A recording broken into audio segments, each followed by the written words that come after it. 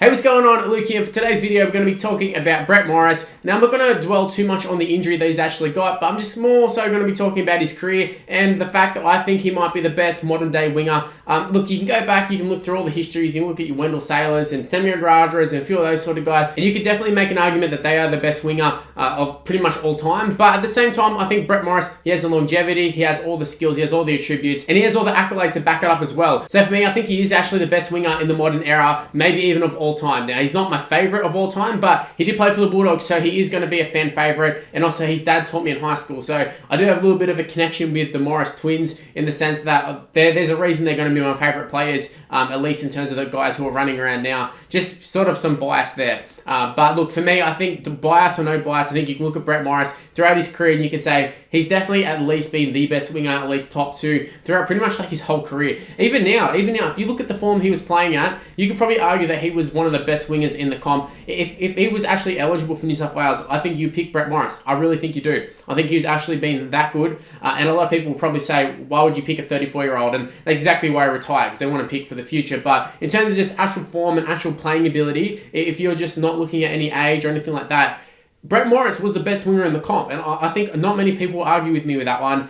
You can always say there's plenty of other guys in the league. There's plenty of good wingers in the league, Addo Carr and such, but Brett Morris, in terms of just being an all-rounder, even in the sense you could chuck him in the centre, chuck him at fullback, and he was going to do an excellent job for him. And Trent Robinson's come out and he's talked about how valuable he was to this Rooster side, and even going forward in terms of coaching and looking after the players this season, he'll still be valuable in that sense. So he brings a lot to the table. The Bulldogs missed him as soon as he left. The Dragons missed him as soon as he left. And now the Roosters will probably find out that they miss him too, not having him on the park. But just the injury itself, it didn't look a good one. And I wouldn't be surprised if he does end up retiring. Obviously, there is a possibility he does go on and play, because just that sort of player, him and Josh essentially just keep going. 34 years old, 35 this year. Everything says that them as outside backs shouldn't be playing and shouldn't be playing to the ability that they're playing at. And yet here they are, still playing well. We've seen players, as soon as they hit 30, especially in the backs, they just regress just really, really fast, stupidly fast. Apart from guys like Cameron Smith, who's sort of been able to hold out, and Billy Slater even.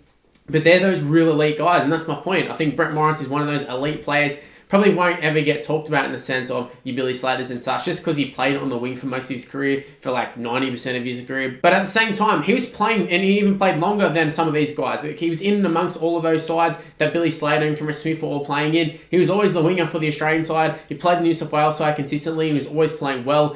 For the Dragons, he won a premiership at the Roosters, so he's got a couple of premierships to his name. I'm sure he's got a couple of Dally M Winger of the Year awards. And like I said, he's not always going to get that Winger of the Year every single year. He wasn't that sort of player, but just in the sense that throughout the 10 years or so that he was sort of a real top player, he was always one or two. He was always like 1, 2, 3, something along the lines of that. You could always sit there and say Brett Morris is consistent, and you know you're going to get a good game out of him. Now, at the start of his career, didn't have the best of hands, and Josh as well, but I guess both of the boys, they didn't have the best of hands. They would drop the ball a fair bit. But after 1 or 2 seasons, Brett, he was solid as a rock. He was so good. And I think the best thing about Brett Morris was not only did he have the speed and he had all the agility, he could put a step on. Essentially, he was an absolute gun and attack. But he'd also get in, he'd take all those shitty runs, he'd take all those little shitty scoots that you see some of the wingers, you look at them, you're like, come on, please just take a run, and they never do. But Brett Morris would get in there, he'd do the dirty work, he'd get them on the front foot early on. He could also finish a try. Defense was very solid too. He was pretty good under the high ball. And like I said, when the pressure was on in Gates for New South Wales and Australia and even grand finals, he really stood up in those sort of games too. So he wasn't someone who buckled under the pressure, which a lot of those big players do as well. So Brett Morris is such a consistent all-rounder, and that's why he's also been able to go with the times as well. We've seen some wingers, they start off and they're sort of smaller, or they're too big, and then, the game speeds up, or the game slows down, and the wrestle comes in, and so many players, they fade out super quick, and Brett Morris didn't do that. He went through all the rule changes, and at the end of the day, he was still, like I said, one of probably top 5. I keep saying 1 or 2, but let's just say top 5 wingers, and I think the fact that he was a top 5 winger for pretty much his whole career, I think that says a lot about Brett Morris. And he did have some pretty big injuries too, in the sense that his hamstring went at the Bulldogs, and I thought that was the end of him, to be honest. Now, I really liked his time at the Bulldogs. Obviously, it wasn't super successful in terms of getting wins and such and making finals, but for me, watching him play, you could just see the class. And I know for me, growing up, having Josh at the Bulldogs and then having Brett at the Dragons and having his dad as my teacher, I remember just being like, come on, let's get Brett across to the Bulldogs. Can you just say something to him? And he always go, oh no, he's happy, he likes it at the Dragons and all this sort of stuff. And then when it finally happened, it was like the worst kept secret. Like literally every year, there was always some talk of, is Brett going to go to the Bulldogs? Is Josh going to go to the Dragons? Or some sort of reunion happening. And obviously it happened at the Bulldogs. And then obviously they both went their separate ways. Josh went to the Sharks, Brett went to the Roosters.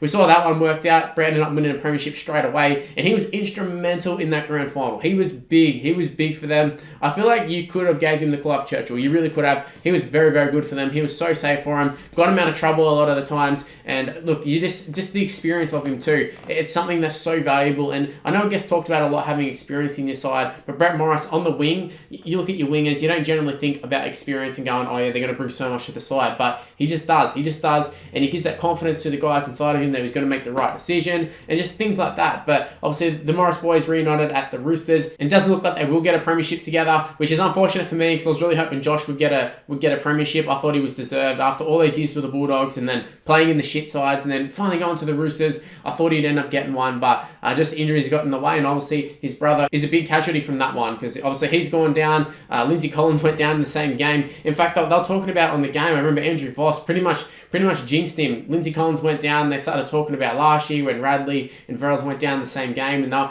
almost like not willing on injury, but they started talking about it a lot where you wouldn't normally think about it, and then all of a sudden you're like, maybe it's going to happen, and then not long after it did happen. So yeah, it was just one of those injuries that didn't look like there was too much in it. Obviously, he was getting tackled and thrown over the sideline. He was playing in the centre, so he was sort of drifting across field and just ended up getting thrown over. And I think he actually did the injury before he hit the ground. So it was a pretty graphic one, not in the sense that it looked really, really bad or anything, but the cameras picked it up perfectly, or not perfectly at all, but they picked it up so clearly because of the sideline cameras, and you could just hear him literally screaming. And then you go over and you see Josh come over to see if he's all right, and then you see him in the sheds hugging and all that sort of stuff. I feel like that's one thing that I feel like the television coverage, as good as it is, and it's a nice little Instagram moment or whatever, it's also not nice in the sense that you've got a guy who's super emotional, maybe just had his career ended, and it's for the world to see essentially, and a moment where you've got your brother consoling one brother, a twin brother even, and then all of a sudden you've got like 50,000 shots of it happening, and it's all on Instagram and TikTok, and it's everywhere for everyone to see. It's not something, like if I'm crying, I don't think I want that on the internet, and I don't think I want it on TV broadcasted, but I guess that's just how it is these days. That's just how the footy coverage is,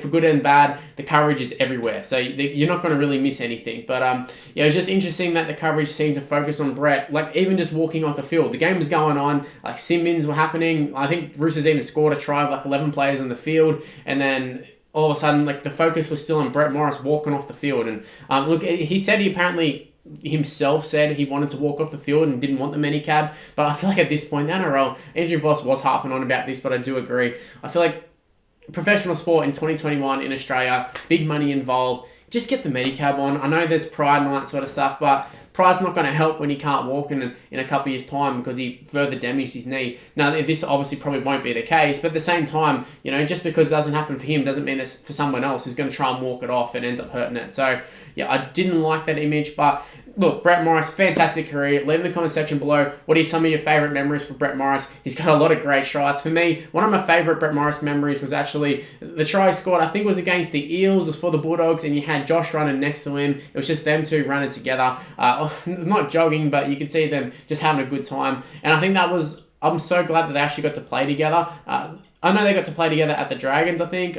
I'm assuming they probably played on the field at the same time.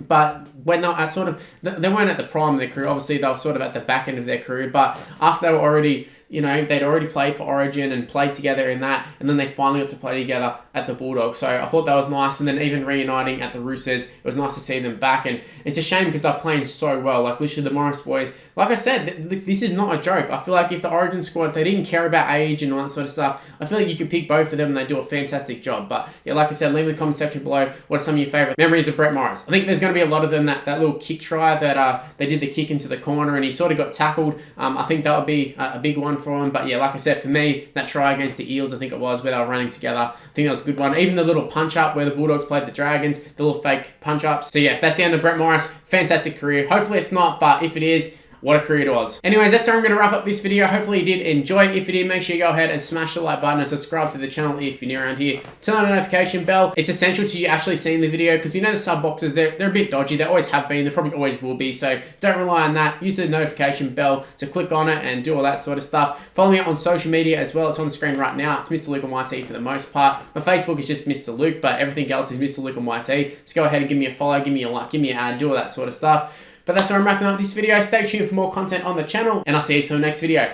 See you guys.